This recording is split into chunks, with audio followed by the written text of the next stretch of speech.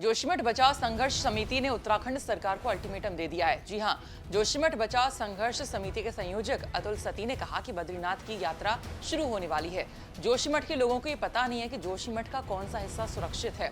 8 संस्थानों की भूगर्भीय रिपोर्ट जिनसे सरकार के द्वारा जोशीमठ का सर्वे कराया गया था, उस रिपोर्ट को सार्वजनिक किया जाए। 27 अप्रैल तक सरकार हमारे ज्ञापन पर संज्ञान नहीं लेती है तो हम लोगों को जोशीमठ बाजार बंद और जोशीमठ में चक्का जाम करने को मजबूर होना पड़ेगा। हम लोगों का जो ये आंदोलन है, जो जोशीमठ के प्रभावितों का आंदोलन है, ये पिछले 3 महीने से चल रहा है। 3 महीने से प्रभावित लोग अपने स्थायी पुनर्वास विस्थापन के लिए, संपूर्ण जोशीमठ को आपदा प्रभावित घोषित करने के लिए और जोशीमठ के लिए जो जिम्मेदार है इस आपदा के लिए, उन पर कार्यवाही करने के लिए और इसके अलावा जो है जोशीमठ में जिनका जो नुकसान हुआ है उसकी भरपाई करने के लिए सरकार के द्वारा 8 एजेंसियों ने यहाँ अध्ययन किया और उस अध्ययन की रिपोर्ट अभी तक आई नहीं है। लोग असमंजस में है कि जोशीमठ का कौन सा हिस्सा सुरक्षित है, कौन सा हिस्सा असुरक्षित है। बद्रीनाथ की यात्रा शुरू होने वाली है, लोगों को ये नहीं मालूम कि जोशीमठ कितना सुरक्षित है, कितना असुरक्षित है। तो उस रिपोर्ट को सार्वजनिक किया जाए। इन सब बातों को लेकर के हम लोग आंदोलित हैं, लेकिन सरकार की तरफ से इस पर कोई कार्यवाही नहीं हो रही। तो इससे जो है प्रभावितों का धैर्य चूक रहा है, उनमें आक्रोश बढ़ रहा है। उसी आक्रोश की अभिव्यक्ति के स्वरूप हम लोगों ने ज्ञापन दिया है और सरकार को कहा है कि अगर 27 तारीख तक सरकार इन मांगों पर कोई फैसला नहीं लेती, कोई निर्णय नहीं लेती, कोई वार्ता नहीं करती, तो हम लोगों को चक्का जाम करने के लिए, बाजार बंद करने के लिए मजबूर होना पड़ेगा। जोशीमठ बचाव संघर्ष समिति का आंदोलन बता दें 92 दिनों से जोशीमठ के तहसील प्रांगण में चल रहा है। अतुल सती ने बताया कि सरकार ने 15 प्री फैब्रिकेटेड हट बनाए हैं। हमने सुझाव दिए थे कि 4000 फैब्रिकेटेड हट जोशीमठ के आसपास 1 किलोमीटर के दायरे में बनाए जाएं। वहीं बीते दिनों ही मुख्यमंत्री प्रधानमंत्री जी से 150 प्री फैब्रिकेटेड हट बनाए जाने की बात कर रहे हैं, लेकिन अभी तक एक भी प्रभावित ने प्री फैब्रिकेटेड हट में जाने की मांग नहीं की है, क्योंकि ये काफी दूर है। क्योंकि पूर्व में भी हमारे द्वारा जब आपदा की शुरुआत में ही सरकार को ज्ञापन दिया गया और कहा गया कि आप इस पर जो है हमसे बातचीत कीजिए, हमारे सुझाव लीजिए, बल्कि हमने तो ये तक कहा था कि आप हमको अपने टीम का हिस्सा बनाइए और हम मिलजुल करके इस आपदा का सामना करेंगे। लेकिन सरकार ने उस पर कोई सुनवाई नहीं की। हमने तो ये कहा था कि आप जो है इस आपदा से निपटने के लिए, जोशीमठ के स्थायी पुनर्वास के लिए, विस्थापन के लिए, लोगों के मुआवजे के लिए और जोशीमठ के नए निर्माण के लिए एक आप जो है हाई पावर कमेटी का गठन कीजिए और उस हाई पावर कमेटी में स्थानीय प्रतिनिधियों को भी शामिल कीजिए और उनका सहयोग लीजिए। स्थानीय स्तर पर लोगों को तात्कालिक राहत देने के लिए एक कोऑर्डिनेशन कमेटी, एक समन्वय समिति बनाइए, उसमें भी हम लोगों को शामिल कीजिए, जिससे कि हम मिलजुल करके इस आपदा का सामना कर सकें। लेकिन सरकार ने इन सब सुझावों पर कोई गौर नहीं किया, जिससे कि जो है हम देख रहे हैं कि वो जो है कितनी अफरा तफरी यहाँ रही, किस तरह का जो है धन का दुरुपयोग हो रहा है। सरकार ने जो है 15 प्री फैब्रिकेटेड हट बनाए, उनमें कोई जाने को तैयार नहीं है। हमने सुझाव दिया था कि आप जो है जोशीमठ के 30% लोगों के लिए 4000 से ज़्यादा प्री फैब्रिकेटेड हट बनाइए और वो जोशीमठ के ही 1-2 किलोमीटर के दायरे में बनाइए जहां लोग चले जाएं।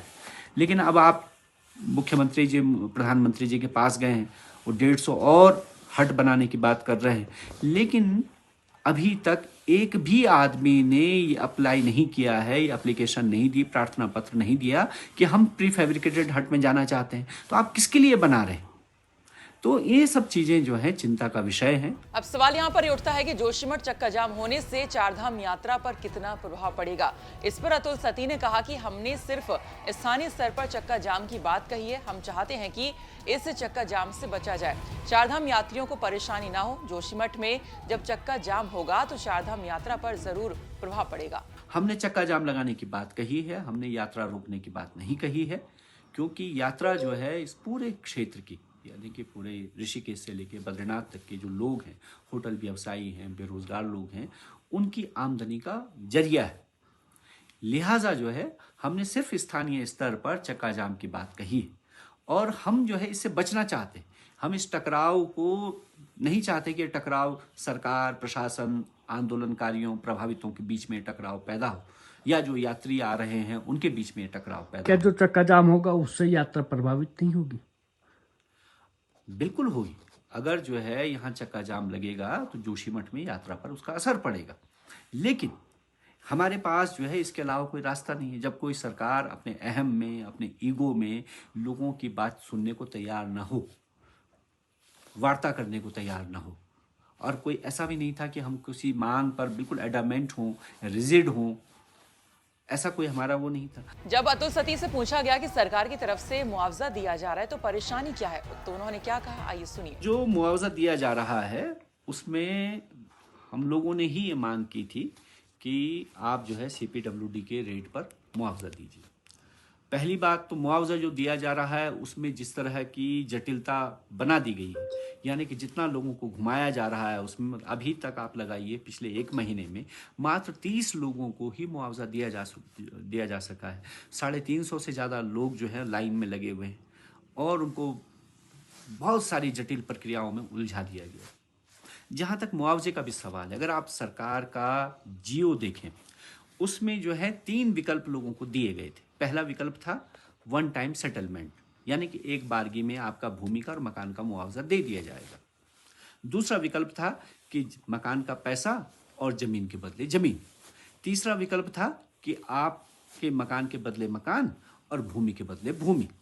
इन 3 विकल्प में से अभी तक केवल एक विकल्प यानी 1 टाइम सेटलमेंट के तहत लोगों का केवल मकान का पैसा दिया जा रहा है। अतुल सती का यह भी कहना है कि जोशीमठ की सुरक्षा के सबसे पहले उपाय किए जाने चाहिए और अगर कभी भूकंप आता है तो जोशीमठ का क्या होगा ये कोई नहीं जानता है। सरकार को सबसे पहले जोशीमठ की रिपोर्ट को सार्वजनिक करना चाहिए। आपको बता दें कि जोशीमठ में जोशीमठ बचाओ संघर्ष समिति के तत्वाधान में जोशीमठ की आपदा को 3 महीने का समय हो गया और ऐसे में बीते 92 दिनों से तहसील प्रांगण में रोजाना सैकड़ों की तादाद में लोग इकट्ठे होते हैं और जोशीमठ बचाने के लिए एक आंदोलन चल रहा है। इस आंदोलन के तहत कई बार मशाल जुलूस भी निकाला गया है जिसमें हजारों की संख्या में लोग एकजुट हुए और कई बार रैलियां भी की गई हैं। इस आंदोलन के माध्यम से जोशीमठ के आपदा प्रभावितों के लिए पुनर्वास विस्थापन उचित मुआवजे की बात की जा रही है। वहीं अब जोशीमठ बचाओ संघर्ष समिति के बीते दिन एक ज्ञापन उत्तराखंड सरकार को दिया गया जिसमें उन्होंने अपनी मांग को सरकार से मनवाने के लिए 27 अप्रैल जिस दिन भगवान बद्री विशाल के कपाट खुल रहे हैं तब तक का समय दे दिया है और अगर उनकी मांगें नहीं मानी जाती हैं तो ऐसे में जोशीमठ बाजार को पूरी तरह से बंद किया जाएगा और यात्रा मार्ग पर भी जोशीमठ चक्का जाम का असर देखने को मिलेगा। जोशीमठ की भू धसाव की आपदा को 3 महीने का समय हो गया है। वहीं जोशीमठ बचाओ संघर्ष समिति जोशीमठ के तहसील प्रांगण में बीते 92 दिनों से लगातार आंदोलनरत है। अब जोशीमठ बचाओ संघर्ष समिति ने एक बार फिर से उत्तराखंड सरकार को अल्टीमेटम जारी किया है। कल ज्ञापन देकर मुख्यमंत्री उत्तराखंड सरकार को भेजा है जिसमें उन्होंने आगामी 27 अप्रैल से जो बद्रीनाथ यात्रा शुरू होने जा रही है, अगर उनकी मांगें नहीं मानी जाती है, मुआवजा है, कई परेशानियां हैं जो जोशीमठ में अभी भी देखने को मिल रही है, उन पे अगर संज्ञान नहीं लिया जाता है तो वे जोशीमठ में चक्का जाम करेंगे, बाजार को बंद करेंगे, ऐसा उन्होंने उस ज्ञापन के माध्यम से दिया है।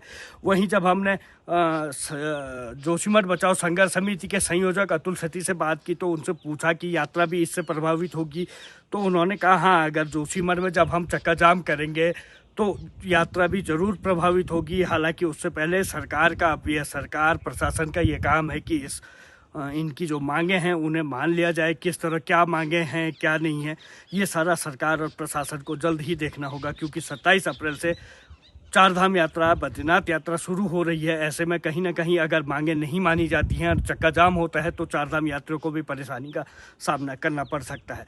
कमल नयन सिलोरी, जोशीमठ, उत्तराखंड तक।